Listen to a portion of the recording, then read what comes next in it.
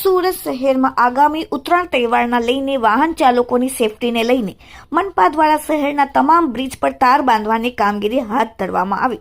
કાતિલ દોરીથી વાહન ચાલકોના ગળા કપાવાના વધતા જતા બનાવોને લઈને મનપા દ્વારા શહેરના તમામ બ્રિજ પર કામગીરી હાથ ધરવામાં આવી છે.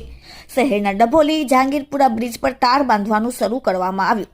ઉત્તરાયણના તહેવારના ધારદાર દોરીથી વાહન ચાલકોના ગળા કપાવાની સાથે કેટલાક વાહન ચાલકોના જીવ ગુમાવી રહ્યા હોવાના બનાવો બનતા હોવાથી સુરત શહેરના મનપા દ્વારા તમામ બ્રિજ પર કામગીરી હાથ ધરવામાં આવી છે. વિપક્ષના નેતા પાયલ સાકરિયાએ પણ વાહન ચાલકોની સેફટીને લઈને મનપા કમિશનરને પત્ર પાઠવી રજૂઆત કરી હતી. લોકોની સુરક્ષા માટે ઉત્તરાયણના તહેવારોમાં તમામ જાહેર માર્ગો તથા ઓવરબ્રિજ પર જીવલેણ દોરીઓથી રક્ષણ આપવા તાર બાંધવાની વિપક્ષના નેતાઓની માંગ કરવામાં આવી હતી, જેને લીધે આજે તાર બાંધવાની કામગીરી પૂરજોશમાં ચાલી રહી છે. Bureau report, daily India TV, Surat.